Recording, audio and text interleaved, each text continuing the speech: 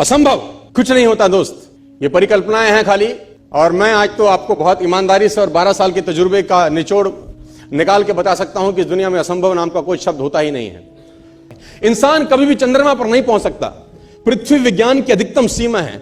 Doctor Li दी forest मशहूर वैज्ञानिक हुए, बहुत बड़े साइंटिस्ट हुए, एक स्टेटमेंट इन्होंने पास किया 1955 के अंदर, 1955 ही पास द स्टेटमेंट कि इंसान कभी भी चंद्रमा पर नहीं पहुंच पाएगा। It is impossible for a human being to cross Indian globe, earth globe, और पृथ्वी विज्ञान की अधिकतम सीमा है। लेकिन किसी बहरे ने इस बात सुना नहीं और पहुंच गया एक आदमी अपना बस्ता उठा के, जिसका नाम था इन 1969। और उसके बाद तो स्पेस जर्नी ऐसी हो गई जैसे आप और मैं अभी पतिया और बैंकॉक चले जाते हैं।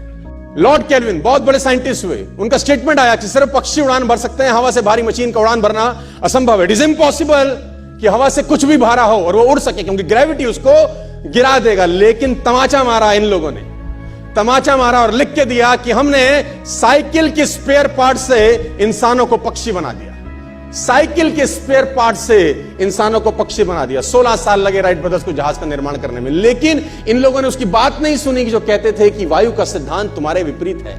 यह बात भंवरे को कही जाती थी कि भंवरा वायु के सिद्धांत के कारण कभी जीवन मोड़ नहीं सकता, क्योंकि उसके पंख उसके शरीर से हल्के रहते हैं। लेकिन भंवरा साला किसी स्कूल में गया नहीं आज तक। माई doctor told me I will never walk again.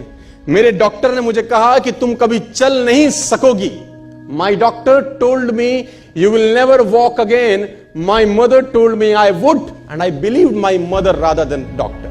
Wilma Rudolph एक ऐसी एथलीट हुई जिनको पोलियो था जिनको डॉक्टर ने कहा तू चल नहीं सकती, मां ने कहा तू चल सकती है। उसने कहा मैंने डॉक्टर की बात नहीं मानी, मैंने अपनी मां की बात मानी। 3 ओलंपिक गोल्ड मेडल जीती है लड़की, 3 ओलंपिक गोल्ड मेडल, जिसको डॉक्टर कह रहा है कि तू चल। लेकिन मां क्या बोलती है? मैं आपको उदाहरण देना चाहूंगा सर। बहुत छोटे थे अल्बर्ट आइंस्टीन, दुनिया के महान वैज्ञानिक में से एक हुए, मंदबुद्धि कहा जाता था उनको। 8 साल के थे, घर पहुंचे, मां को चिट्ठी दिया।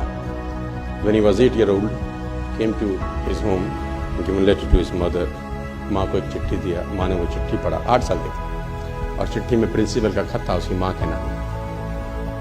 प्रिंसिपल ने ये लिख के भेजा कि आपका बच्चा विलक्षण प्रतिभा का धनी है, ग्रेट पावर है इसके अंदर, क्योंकि बहुत बड़े साइंटिस्ट बने बड़े होकर। मंदबुद्धि बचपन में समझा जाता था। आपका बच्चा विलक्षण प्रतिभा का धनी है, इसके अंदर असीम संभावनाएं हैं। तो हमारा स्कूल, हमारी मैनेजमेंट, हमारी फैकल्टी, हमारा टीचर इस लायक नहीं है कि हम आपके बच्चे को अच्छी शिक्षा दे सकें। तो it's better for you to take care of your son. आप अपने बच्चों को अपने घर में पढ़ाइए, हम लायक नहीं है कि आपके बच्चे को पढ़ा सके। और उसकी मां ने पढ़ते पढ़ते आंखों में आंसू ले आई और उसने बच्चे को कहा कल से तू स्कूल नहीं जाएगा, मैं तेरी परवरिश घर पे करूंगी, क्योंकि तेरा टीचर तुझे इस लायक नहीं समझता। मतलब वो अपने आप को इस लायक नहीं समझते। बच्चा खुश हुआ, मोटिवेट हो गया और लग गया। उसकी मां का निधन हो गया और अल्बर्ट आइंस्टीन बहुत बड़े साइंटिस्ट हो गए। अल्बर्ट आइंस्टीन जब बहुत बड़े साइंटिस्ट हुए तो मकान शिफ्ट कर रहे थे अपना, और जीवन का सच्ची घटना वो अपनी ऑटोबायोग्राफी में लिखते हैं कि जब मैं मकान शिफ्ट कर रहा था तो एक ड्रॉस के अंदर मुझे वो व्हाइट कलर का पेपर फोल्डेड अवस्था में मिला।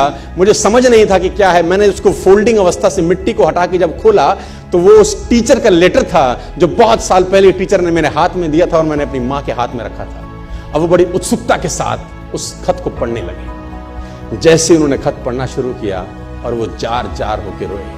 उसमें लिखा था कि तुम्हारा बच्चा मंदबुद्धि है, ये हमारे स्कूल के लायक नहीं है, इसको आज के बाद हमारे स्कूल में मत भेजना, इसकी परवरिश खुद किया। मां ने उल्टा पढ़ा कि नहीं, ऐसा नहीं है, तू सब कुछ कर सकता है, तेरे हाथ पास पावर है, तेरे में प्रतिभा है, यू कैन डू वंडर्स। दोस्तों, इस दुनिया में किसी की बात मत सुनना। नेवर एवर बिलीव एनीबॉडी कि जो तुमको बोले कि तू नहीं कर सकता, कान पे मारना, बोला साले तू नहीं कर सकता, हम करेंगे।